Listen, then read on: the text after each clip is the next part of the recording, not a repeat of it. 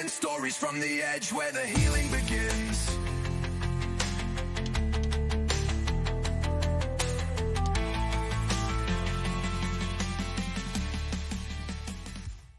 Right, welcome to another edition of the Old Paratrooper Podcast, a podcast where we talk to a wide variety of guests from all walks of life, all with the main objective of raising awareness for mental health issues within the military veterans and the emergency services communities. We've lost Doug already. Oh, he's back. No, we're good. The reason I do this, obviously, like I say, to raise awareness. If you've not already, please go to the YouTube channel and hit subscribe. It all helps massively in kind of getting the word out there and kind of spreading the positive messages. So without further ado, I'm going to talk today. Cast your minds back 2 weeks or so ago. I did a live kind of stream with 2 veterans from the Yorkshire Regiment as they were embarking on the sort of hard routine charity chore. I'll let them talk to you about it in a second, but without further ado, I'll introduce you. It is Lee Holmes and Doug Lincoln. Hi guys, how you doing? Not too bad, Not too bad. Good stuff, good stuff. Well, what I like to do with all the podcasts, start at the beginning, a little bit different one to I usually do. Got 2 of you on, so I'll start with Lee. A little bit about yourself growing up, where you grew up, and kind of what led you down the route to the military. And then I'll ask the same questions to Doug, and then we'll kind of move on back and forth and see how we go. So, yeah, over to you, Lee. Where did you grow up and what made you join the military? Yeah, so I grew up as, unfortunately, as a panther. So I grew up in army bases all over the place. I lived in Germany, Warminster, Wales, and I came from a bit of an army background anyway. My dad was, funny enough, a pirate, and my stepdad was a Green Howard. And as I grew up, I kind of became a little bit lost. And I think the army became my way of course correcting, if you will. And I got to about the age of 20. I was going nowhere fast, I think. And then I went to the careers office. I originally applied, you got for me, yeah, but you were all the time. I was going to apply to be a pilot, but then my mate was joining the Green Howards, so I went and joined the Green Howards with my mate. I joined Depot when I was 21. ITC captain, did my 6 months. And I went battalion, which was the 2nd Battalion Yorkshire Regiment, it was only a couple of years after the amalgamation from the Green Howards. So we obviously had the Green Howards, the Duke of Wellingtons, and the Prince of Wales on. They all amalgamated in the Yorkshire Regiment, the 3 battalions. The 2nd Battalion was the Green Howards, and that's who I went and joined in Wheaton. At that time, we were due to go on deployment, so it was straight into PDT, pre-deployment training, and in 2009, deployed on Herrick 11. Did off Herrick 11, and then after that, I started promoting. I got Lanced that. A couple of years later, full school. Finished my time in Cyprus in 2013. And here we are now.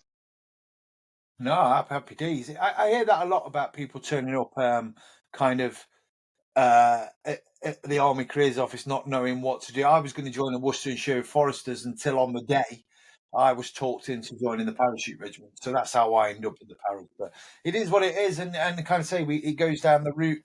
We end up in the unit we do. So, yeah, Doug, what about yourself? Where did you grow up? Why did you join the unit that you joined? Well, you'll be able to tell you who's better with words and who isn't. What is that? I think I was 19. I went into Careers Office, and I originally I wanted to join the Army Air Corps, believe it or not. And the bloke was like, I can't remember what his name is, but he was just like, fuck that. He was like, you want to be Green Howards, Yorkshire Regiment, you mate. He was like, it's best thing since last bread. And I was like, yeah, that's what fuck I'll do that then, shall I? And did that. I think I was 18, 19. And then I joined. Lads had just come back off Eric 7 rear party, and then just same kind of story as Lee. But then I was in rifle company. Ended up support. I spent the remainder of most of my army career in support company in FSG. Did Eric 11. Went to Cyprus. Then 2013 because they amalgamated in 2006, and then it was disbanded in 2013, and it was like there was a lot of lads were kind of stuck what to do. Do I go to a different regiment? Do I go to a different which battalion do I go to, or do I get out, or stuff like that. And I was just like, yeah, I'm out. We had kids and that in Cyprus as well. Came home and that was it. Yeah, how did you feel about the amalgamations and that? To be fair, because I mean that's a bit of I mean the parachute regiments escaped them so far. Um, how I remember when they happened, I think I'd left by then, but I remember hearing about it and I thought that's going to be a right kick in the ball for lads in units because it's your history, it's your unit. So yeah, how did you Lee? How did you find the amalgamation? Did it piss the blokes off? Oh yeah, there was a massive exodus of blokes during the second amalgamation. So the first one was the original captains into the Yorkshire Regiment, which I missed. I think Doug missed as well. But then you had the 2013 amalgamation where the 3 battalions became 2. But unfortunately, our battalion was chosen to be disbanded. And that was a big part of me getting out. A big part of quite a few blokes getting out, I think, as well. Yeah, it was horrible. Yeah, what about yourself, Doug? How did you find the amalgamation? Was that a pain in the arse? Yeah, I think so. It's because not to throw shade on any of the battalions. All battalions absolutely mint. I think it was like the historical thing that the greenhouses. It's always been the better the better battalion of the 3. There's no two ways about it. And the colonel of the regiment has always for years has always been a Green Howard, and it just happened so that at that time the colonel regiment wasn't a Green Howard, and I think that's why we got the axe. Right. Okay. Yeah, I can see. He was General Dannett before. Dannett stopped it from happening for quite a while. Yeah. I think, yeah. Like I say, we escaped it, and we have done so far. But it must be like a kick in the nuts for it, to be fair. But yeah, okay. You kind of you come out of depot. You went to your unit. You both spoke about the kind of, and I never went on the Herrick tours. I was already working close protection in Iraq by then, so I got nothing to go against. But I know a lot of lads that went on the Herrick tours. I know a lot of lads that were on the 2006 3-para tour, and they talk about Afghanistan and how kinetic it was. How did you both find it, Lee? Like you're over in Afghanistan.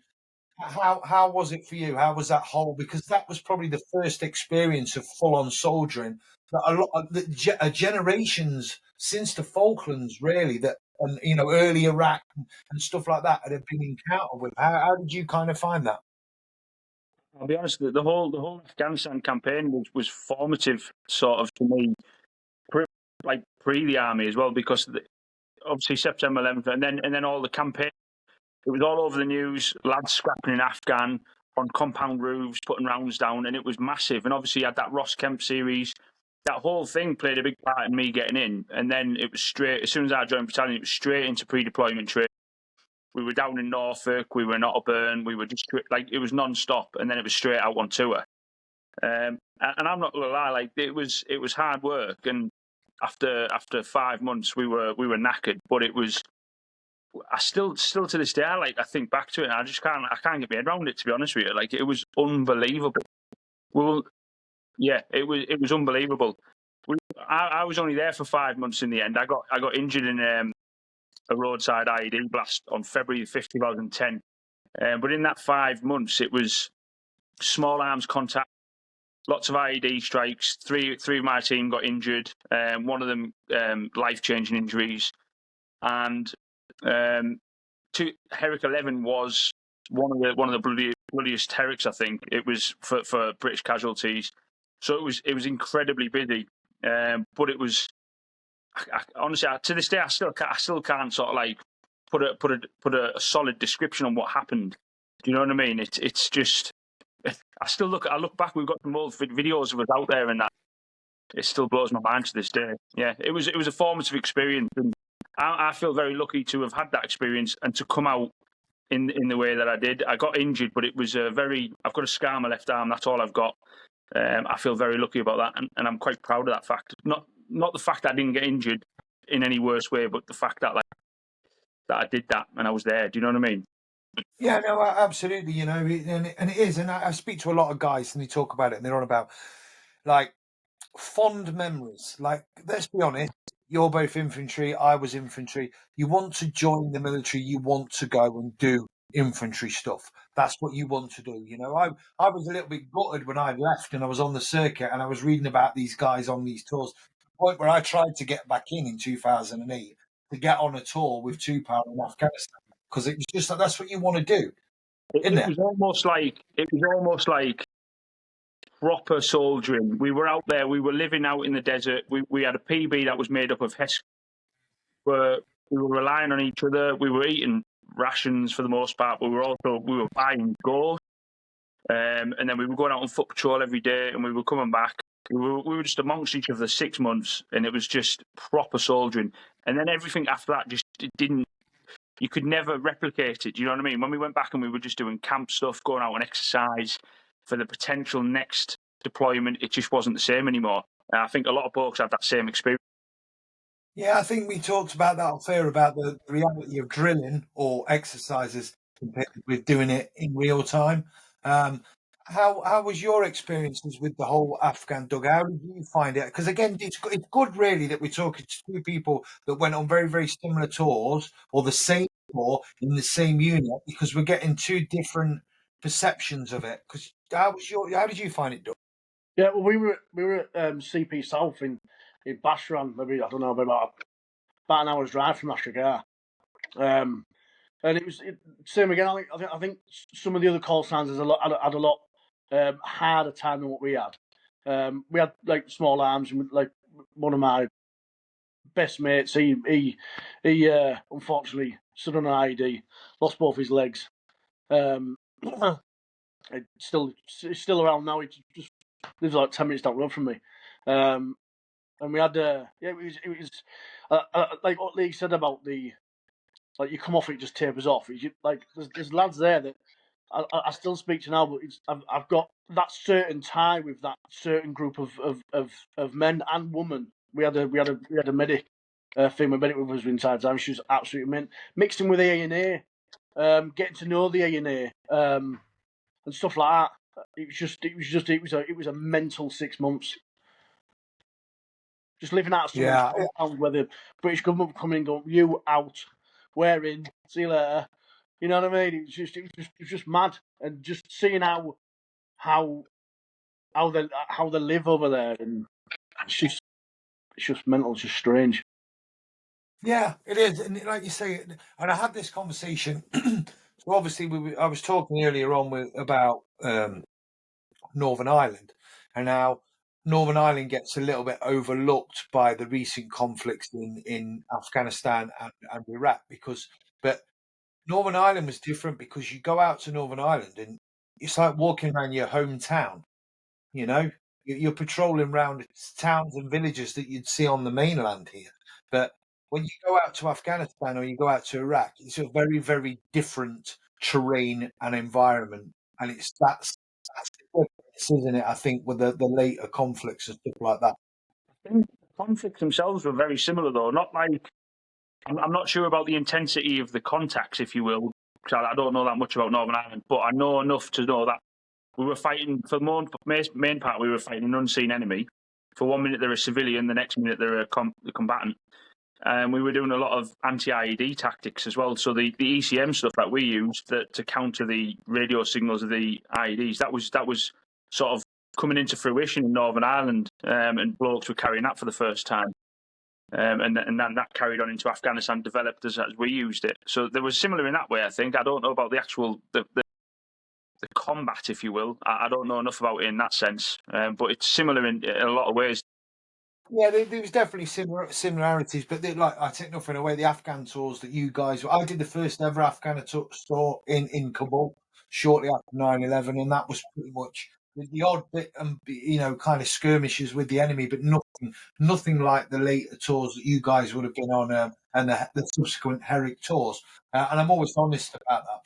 You know that them what you guys did out there and them tours that you went on. You know, hats off for being part of that and doing the job that any generation would have been proud of for doing. You know, I have a lot of respect for the guys that went out there and did what you did.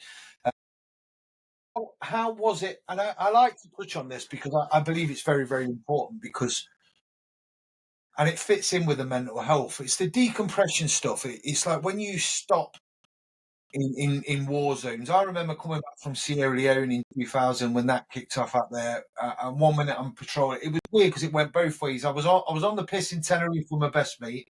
I got called back to battalion. 24 hours later, I was patrolling around Freetown, hunting out West Side Boy rebels. And then that lasted for about 3.5 weeks to a month. And then I flew back home, and then I was on the piss again in a pub 24 hours later. And I kind of how the human brain is weird, and now it's understandable that people can suffer mental health because there's no real decompression. Did you find that, like Lee, when you came off your tours, that it was out no real decompression, or was that a thing? I think Doug probably had a very different experience from me. I think Doug might have went through a proper decompression. When I got injured in February, I was sent home and I didn't have a decompression. I was sent after a couple of months off when my arm was healing. I ended up on rear party, just getting fragged about by the sergeant major, who obviously wanted to prove he was still working his ass off back at home while all the lads were on. So I ended up getting fragged back home and on rear party, and I remember spending a lot of time sat in the pub on my own, just like quite depressed that I wasn't with the lads. Do you know what I mean? Yeah. Doug's experience might be completely different, but that was my experience coming back from. Yeah. What about yourself, Doug? I think from outside perspective, it looks mental that you can spend the best part of 6 months on tour, and then just come home, spend 2 weeks on a beach in Cyprus, getting smashed with the lads, and then you're just back into normal civilization. Next minute you stood in the post office queue trying to collect some mail, and like no more than in that same month you were fighting with Taliban. Do you know what I mean? I just think it's mad. Just play with alcohol for 2 weeks, have fun, lads, crack on. Get some comedian who comes down into the thing, tells you some shit jokes, he gets abused, and then just loads of lads with beer talking, getting absolutely wasted. One of then one of my best mates' beef pissed in my boots. You know what I mean? Shit like that. So I had some pissy boots. It is, and that's what I mean. It's like, I don't know.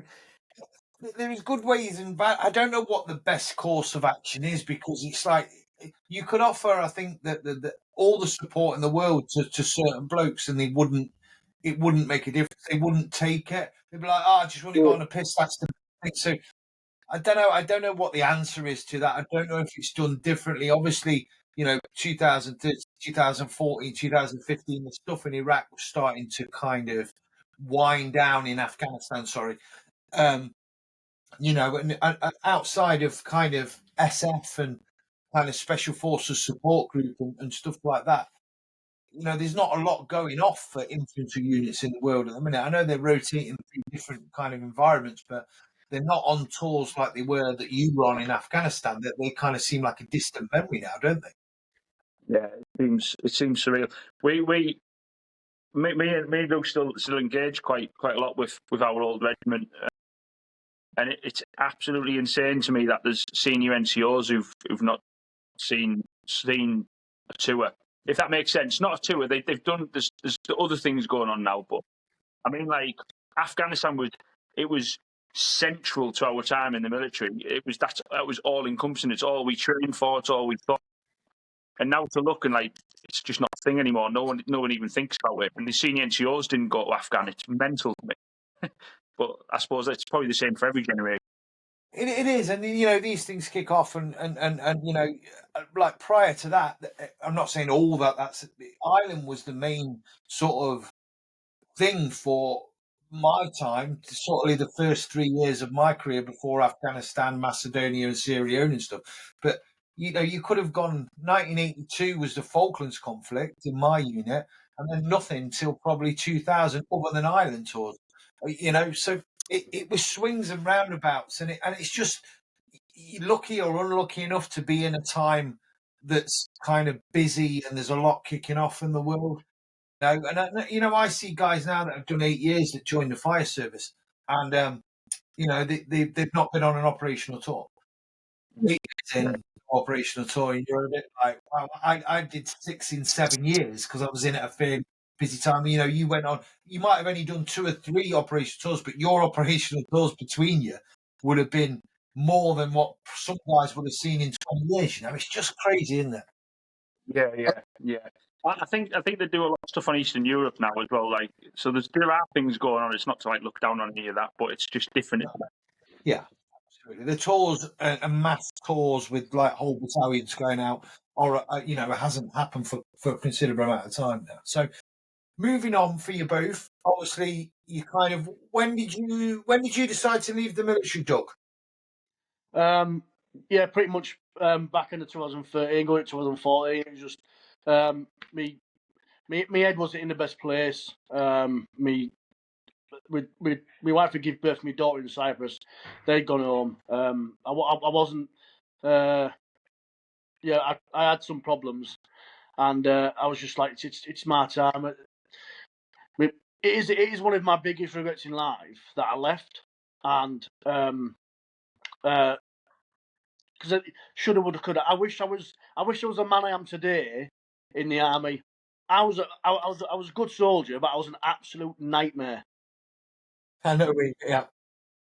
I wish I could go back and be the way I am today, be the bloke I am today in the army. I think I'd have got a lot further than I did. I was a social hand grenade.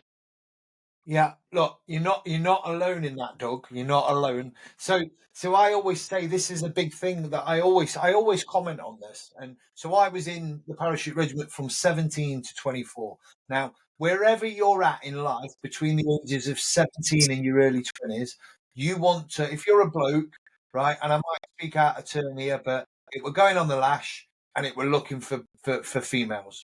That's all I wanted to do. Most people do at that age, that's just part and parcel, whether you're at uni, whether you're at college, whether you're in the military, whatever unit you're in. I'm not talking about everyone, but as a large percentage. If I was in the military from mid-20s to mid-30s, I'd have been on every course known to man. I'd have 120% gone on selection. Whether I'd have passed or not, it'd have been a different story. But that was it. So I can literally relate to what you have said there, Doug. You're in at a certain time. It's not necessarily you're an adult or just the right time that you're in. You know what I mean? So yeah. What about you, Lee? For Yeah, you 2013 was about the same after that tour, or? Yeah, it was accumulation of little things. I think I also regret getting out, obviously, but it was an accumulation of things. We were spearhead battalion for operations in Afghanistan, so we were doing a lot of. We were on a rotation between Island Guard and spearhead for Afghanistan, so we were going out doing a lot of RSY packages, and we were on also public order standby for the Cyprus as well with the Turkish and the Cypriot. So we were very busy. There was very little downtime, but when we did get downtime, I think we were just on the lash, which was negative. It was a negative thing in looking back in terms of like the way our brains were. It was work hard, play extremely hard, so we were burning the candle at both ends. And then the amalgamation came about. I was just binned it at that point. But I kind of wish I'd just hung on a little bit longer. Is what it is. I got out and things are fine.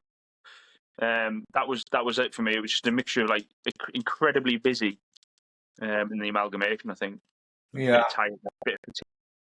Yeah. I think everyone else's mood as well, because like at that time, everybody else was in the same boat. It was just loads of lads walking around camp going, "Shit this, it's shit this," and it just spreads, doesn't it? And then it was just a full battalion of blokes going, "This is shit this," and then and when you weren't saying it was shit, you were just. Yeah. Or you were working. So what I mean, blokes didn't stand a chance, did they? Like young lads just didn't stand a chance. They were just walking around saying, "This is shit. Let's get." No, and then when we're not drunk, go on parade, getting messed. I had Levison Wood on quite recently on the podcast. He's quite a well-known explorer, former parachute regiment officer, and he said the hardest job for him being a platoon commander or being in charge of the blokes was when the blokes were in camp. He says on operational tours, it's easy because the blokes knew the job inside out. They wanted to go and take the fight to the Taliban. They wanted to scrap with the Taliban. He said it was easy. He says the nightmare was managing the blokes on camp.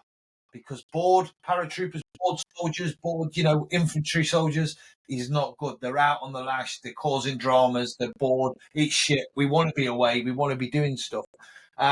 So yeah, it is a difficult one. What I didn't ask is, did you know each other before you joined, or did you meet while you were in? And did you know each other kind of while you were serving? And it seems like it's a funny story judging by the looks on your faces. So go for whoever wants to tell it. I'm going to ask Doug's permission if I'm allowed to tell the story when I first. Yeah, it's good. Right, okay. fine. Do I need a trigger warning on this or what? Nah, it's not a trigger warning. It's funny, but it ties into what Doug said earlier about being a nightmare. The first time I met Doug, I was quite new. I was quite new in the battalion, and I was on guard duty on the front gate with my GAT. And out drives this sort of Land Rover, not a military one, civvy one, and they're driving out is a lad with nothing on, no clothes whatsoever, just on his own in his vehicle. I went, now then, mate. Went, now then, just drove past me, and he was just full blown butt naked driving out of camp in his car. And I was like, who the fuck was that? So normal, right? Normal behaviour on a military camp, no? I mean, I've no idea what he was doing prior to being naked in his car or where he was going, but yeah, that was the first time I met Doug. Nice one. Well, so you kind of obviously met. So on leaving the military, obviously you both left around 2013. Did you stay in touch kind of after you left, or was it something that obviously you came up with the idea that we'll come on to about the charity event that you've just done?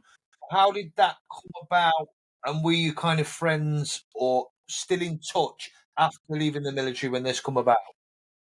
Well, it was a weird one, wasn't it? Because I think when I got out, I didn't do anything for a couple of years. I just was a hermit. I worked. Obviously, I wasn't like a dolly. I just stayed inside my own shell for a couple of years, and then they set up a Yorkshire Regiment association in Scarborough, and that got me up and about. And it was good to meet some lads and stuff like that. I can't remember how did it start. It's not as if we spoke to each other every week when we got out. It was amazing.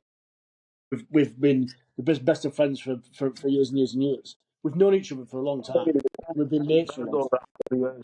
We set up a bit of a Yorkshire reunion where we walked up Snowdon. We spent the weekend in Wales, and lads who hadn't seen each other for 7, 8, 9, 10 years all met up in Wales. We stayed in this accommodation that was gleaming right below the mountains, and we went up Snowdon, and it was class. And I think me and Doug kind of got the bug a little bit and started getting out and about on the hills again together. And then it developed, and we were like, well, we want to try and square blokes. We want to try and do a bit more, get the blokes out with us. So we started organising all these walks for the lads to come out with us and that. And then it developed into the charity stuff, which we started doing. We did our first one last year, and then obviously this year we've just done one.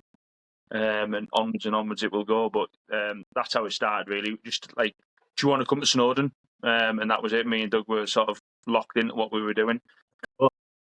Fair one. But Doug, you don't have to hide your vape. It's absolutely fine. I'm not. Weird, isn't it? I'm not going to tell you off. Mate, we're on a thing of the week, and blokes like, oh, you can't do it on here. I'll get banned. Well, you can vape on here for me, mate. You know what I mean? It was any normal podcast. This one's different. No, I kind of, So sometimes, it's good, and I say this a lot, when blokes leave the military, this is a biggie, right? You walk out them gates from the military, and Doug, this is kind of obviously, you could probably relate to this, because you've just said, well, you're both related, just touching on what you've touched on there about becoming a hermit. When you leave the military, I walked out them gates with this, I did 7 years, I walked out them gates, and I thought, I'll be back down here in a couple of weeks on the lash with the lads. And it was like 8 years before I went back on a reunion, and it flew by like that. And all of a sudden you've got this support network, and the blokes around you, I don't care what anyone says, is a support network. It's a coping mechanism, like-minded individuals, same sense of humour, been through the same shit. You walk out them gates, suddenly you're on your own. Now, for me, I didn't find it too difficult, and there's a reason. I went straight into the close protection industry. I'm surrounded by soldiers and you know what? I'm surrounded by soldiers not just from my unit, different perspectives, different units, core units, foreign units. So that helped me. And obviously moving forward, the fire service, there's a lot of veterans in the fire service, same sort of network. So, you know, when you walk out them gates, sometimes it is a bit like I'm on my own. And you've touched on that, Doug, but is that how kind of you felt, Lee, when you walked out? I was trapped in that bubble of shit this. So when I walked out those gates, I reckon I was buzzing for about a week. And then I started to realise Civvy Street's kind of boring, to be honest with you. So I had sort of like a close group of mates around me who I kept in touch with on the phone, but I don't think I met anyone military-wise for a couple of years, maybe. Started pursuing all these careers to try and get me a little fix, you know what I mean? I tried to go offshore. I did go offshore for a little bit. Then I started going down many different routes. I worked on a fishing boat for a little bit, and then, you know. So for me, for that first year, I was buzzing, to be honest, because I was still trapped in that mindset of like, oh, shit, this, can't wait to be out. And then when you get out, you realise Civvy Street's not that amazing at times. Like, it's good, you know. Now I'm established, but yeah, it takes a lot of work, doesn't it? And is what. Yeah, it is. It's a difficult one, and we before you came on, Doug, we were talking about this as just saying like I'm not a big fan of labels and stuff, but like there's a lot of people in the military that have ADHD, you know, and it's true. It attracts people with ADHD, whether you've kind of been diagnosed, not diagnosed, but it's similar sort of brains that you crave a little bit of danger, you crave a little bit of the ordinary. The ordinary life doesn't suit, and that fits the mold for military veterans. You know that is the case, and I think that is the case. You touched on that before, Lee. Do you find the same, Doug? Do you think that's how your brain works? Yeah, well, I thrive under pressure. Like I've got a quite high pressure job now, and I absolutely love it. But then when there's nothing doing, I just find myself tear myself to bits. Do you know what I mean? Yeah, exactly. Yeah. And I just get lost, and like I don't drink no more, and I'm so glad I don't, because I did it before. It was mad, and it was quite time of year, and I just find myself getting smashed every. It's like 3 o'clock in the afternoon. I'm starting to put in a pad, and you know what I mean? Because I just lose the high pressure, and then it's just like oh. It is that is exactly what we just touched on before. It is. You need this kind of test yourself in a high pressure situation. And I don't mean like getting shot at or whatever, but you need something that's stressful in a way for you to be interested in it, to keep you on the straight and narrow. And I think yeah, it does. It does keep you switched on, and I find the same. If I'm not doing stuff that's interesting me or that's high pressure or I'm busy, I stagnate and I go downhill. And I think that is the case, and that's why I always talk about on the podcast about getting out in the fresh air, getting to the gym, testing yourself, giving yourself a routine, and getting yourself a hobby or having a task that you've got to do and setting yourself. It doesn't have to be a massive task, but it's about having that focus on something so your brain doesn't start wandering, you know. But let's talk about the real proper reason why we got you on the podcast, why we did the live, and obviously was the hard routine charity tour that you did. So tell me how that come about, because that come about earlier on something you did before, didn't it, where you came up with the idea. So yeah, whoever wants to talk about it and how it come about, go for it. We did the Yorkshire. Me and Lee started doing his walks, and we were like, we're doing his walks. We might as well try and earn some money as well while we were doing it. Let's raise some money from charity. So we did the Yorkshire Free Peace, and we did with the gift aid on top as well, £3,000 for the regiment, which is really good, and it goes towards helping the lads and the serving soldiers and the veterans, which is what we ended up to do, and it was perfect. So we went and did a big check over to Mick Lynch, and then we literally stood on the car park after we did the check over, and we're like, right, what's next? It was like she was like, everyone does free peaks. We looked at it. There's a free peaks challenge, I think, every day in the UK, and we're like, we need to do something that's mental, completely outside the box, that's never been done before.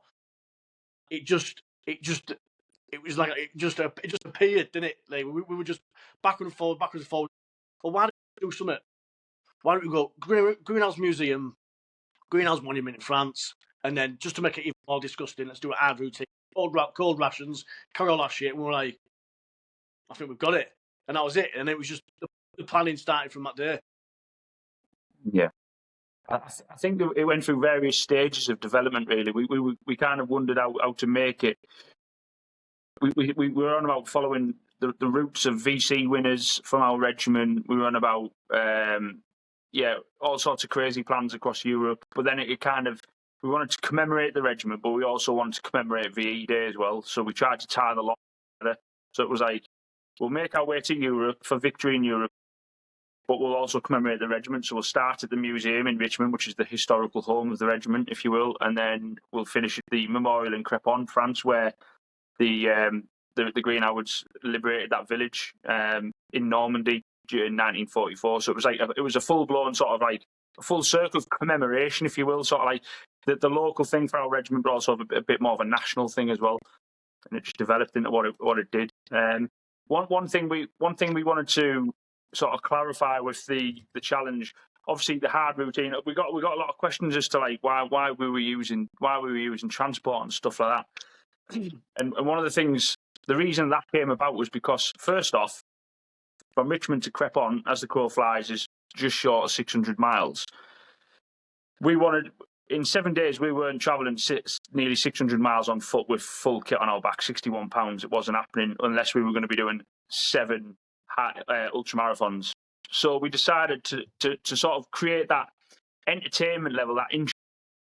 We would be able to use transport under strict limitations, but that transport would have to be freely obtained by the goodwill of strangers or through our own bartering, and that would add a level of entertainment to the challenge, as well as another challenge on top of we've got the physical element, because we're going to do lots of walking, but we've also got to use our initiative and figure out how we're getting across the water, how we're getting from this town to this town, because tabbing it's going to be too long. You know what I mean? So it developed into this thing, and even while we were on the challenge, the rules changed a bit, because we were like, well, we can have 90 minutes of travel, followed by two hours on foot, followed by another 90 minutes of travel.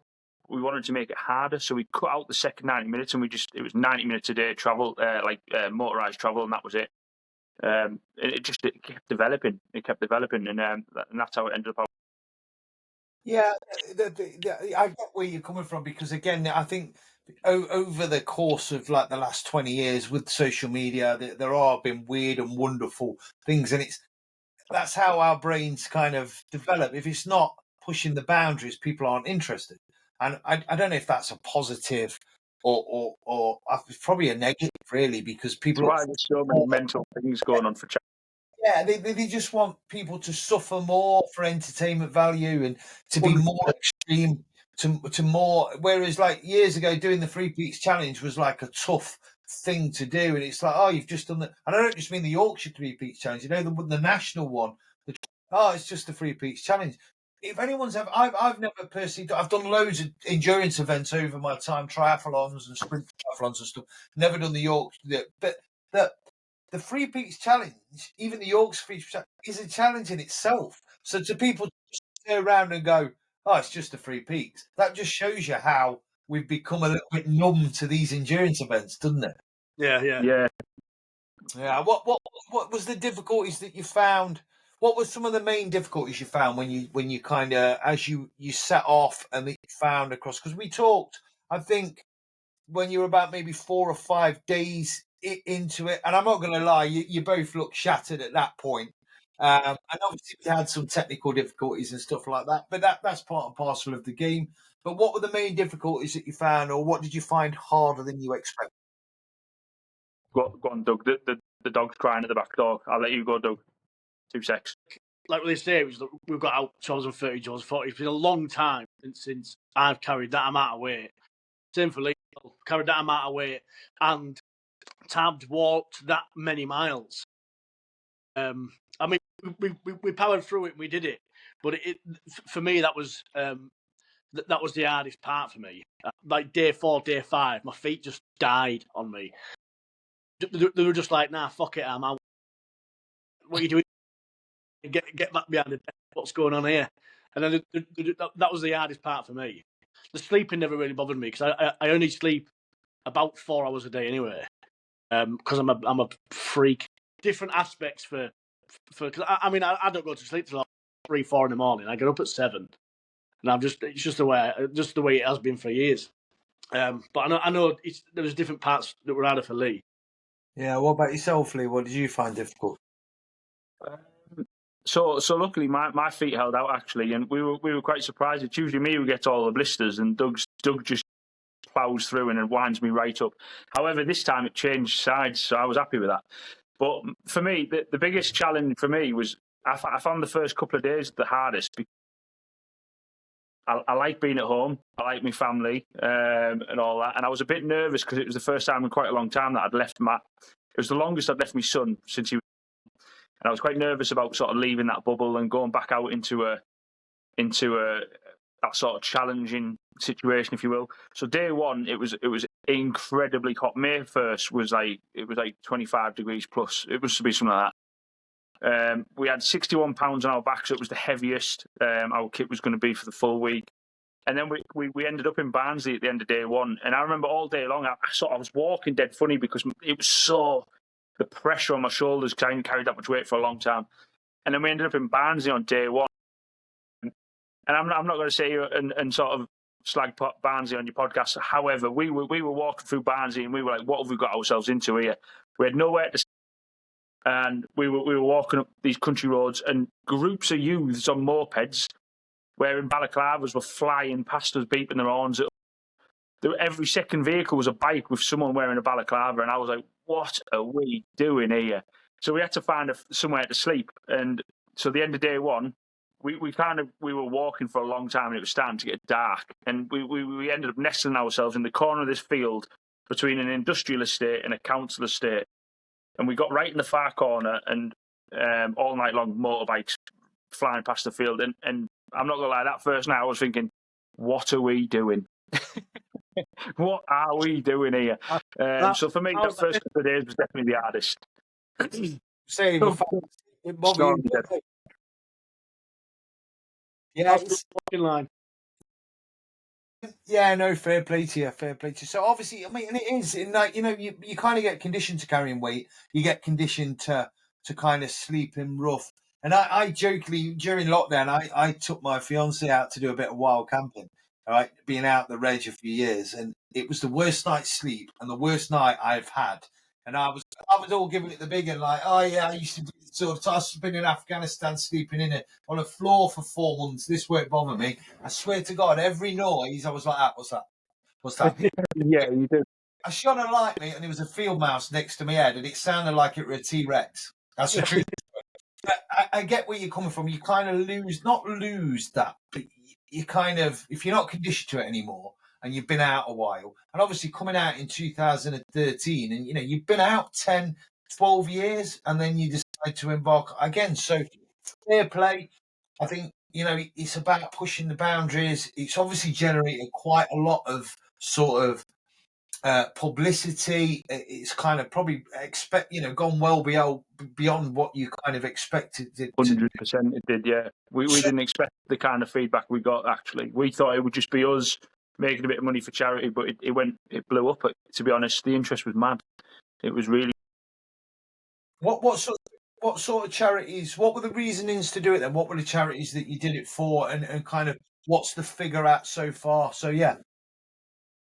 So we're currently sat at 7.5, but Doug's got some cash from one of the local shops, £100 odd. I've got some cash from people that we were on the challenge who give us cash while we're expecting some more money, and we're also doing a raffle, which I will never do again because it's the right pain. So we think we could possibly hit 10 grand, and so we picked the two charities. We picked the Yorkshire Regiment Benevolent Fund. Obviously, that's our home. We did the Yorkshire Three Peaks for the Yorkshire Regiment Benevolent. We've seen firsthand what the Benevolent Fund does for blokes. The lad Doug mentioned earlier who lost his legs in Africa, he got some assistance off the Benevolent Fund after. One of our friends last year, his daughter got very ill. He got some support from them. So we've seen firsthand where our friends have benefited from that. So we want to support them. And then secondhand, we decided to support combat stress. And again, we've seen firsthand one of our friends was subject to their support. in quite a dark place, and he sings their praises massively now. And he was telling us it's a bit of a money in, money out situation. So they're spending their money on the blokes and on veterans, not just the blokes, but you know what I mean, on the veterans, on people who are suffering. They're not just sat on a massive pot of money like some of the big charities are, that they're using their money, so they need their money. So we decided to support both the Yorkshire Regiment Fund and Combat Stress, and that's what we're doing. Yeah. I think that's a really, really good point there that you've made, Lee, about charities set on money. The money's only good if it can be released when people need it. It's no good someone approaching it. And I've had a lot of guests on that have said that they were kind of up in a hopeless position, or they were really struggling, and they've approached charities and they're like, well, the funds will be available in 2 months. They don't need them in 2 months. They need they need the funds, they need the housing, they need the support, the counselling, whatever it is they need it there and then. So the fact that the money's going in and out and it's not sat on a big, and I don't want to speak ill of the other charities. I think all sort of military run charities, most of them have the interest of the veterans at heart, but I think some of them sometimes lose sight of what's important. I know there's been a lot in the news, some of the bigger charities where it's been said the CEOs are cutting around in, Lamborghinis and Range Rovers and stuff, and you're thinking, well, that's not really where all the money should be going. I get it, people have still got to make a wage off it. I think sometimes they're used in a kind of wrong way when it sounds like this sort of, kind of local charities doing the right thing with it, Yeah, I think I'm not going to mention any names at all. I think, but most veterans know which big charities we're probably referring to, sat on millions of pounds, who you don't really see what they do. I approached a charity last year to try and get assistance for one of the lads, the one I referred to with his dog. I rang him up, and it was the weekend, and basically their response to me was, well, it's the weekend, there's not a lot we can do really, try again on Monday. And I was like, you winding me up, what are you on about? It's the weekend. We need help now, not next week. Anyway, I won't get. So that was the reason we've stayed clear of some of the bigger charities. We want to support the charities that we know we've seen tangible evidence of their support for veterans and stuff like that. No, fair play. So what's next, Doug? What's next for the Hard Routine charity? Oh, I'd love to be able to tell you, but I don't think we can. But there is something. There is something in the pipeline, and we were thinking, like, we can't go backwards now. We've done the VE Day Hard Routine charity tour. We need to step it up a notch. We have. I say it's set in stone. It's definitely going to happen, and it'll be next year. But it is a cut above the rest. We thought this was mental, and that was a lot harder than we thought it was going to be. I think I think both of us definitely underestimated it. It was pretty minging, but next year is it is. And I don't think it gets. I think next year, the beauty of next year is it's not just going to be the event.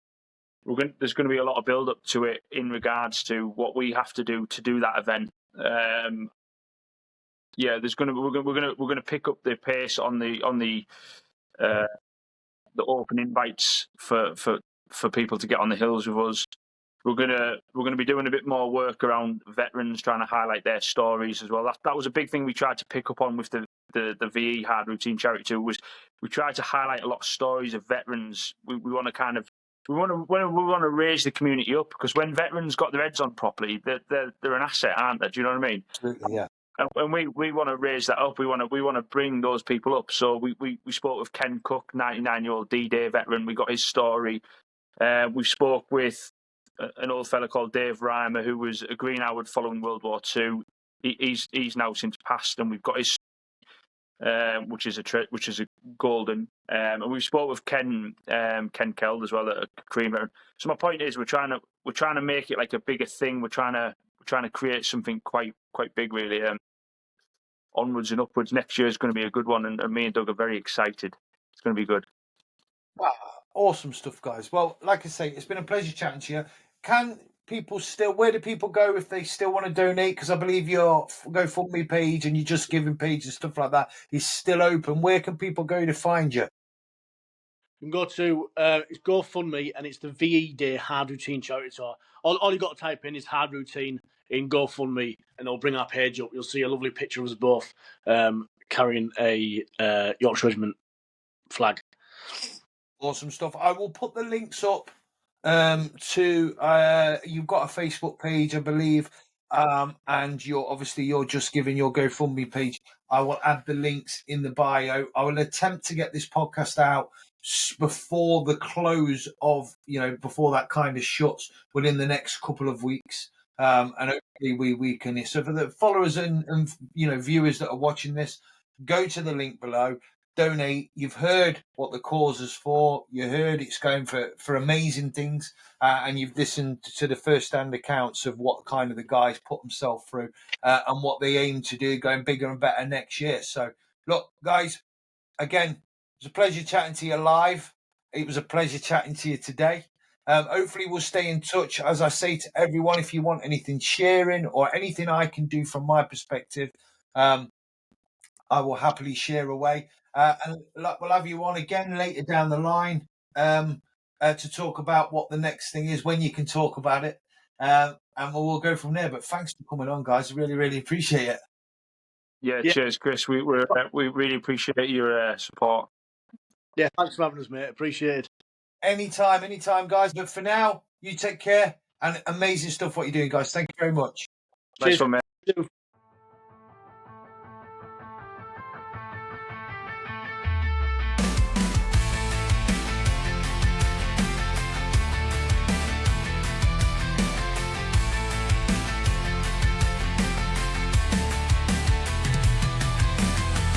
Hit the ground, no sound but the wind jumped out the sky where the real work begins. Iraq heat, cold steel on the front line, security tight, walking edge of a landmine. Somali seas, deck slick with the salt, eyes sharp, never blink, never halt. Surveillance in the mist, eyes on the prize. UK streets to foreign skies, from fire calls to bare knuckle rings, still fighting demons that memory brings. Oh, Kevin, tune in now, feel the truth get louder. This is the old paratrooper, no powder, no script, no mask, no lies, just facts. Mental health raw in boots or slacks, ADHD to the PTS pain. We're breaking silence, not playing games. Old paratrooper podcast, stay locked in. Stories from the edge where the healing begins.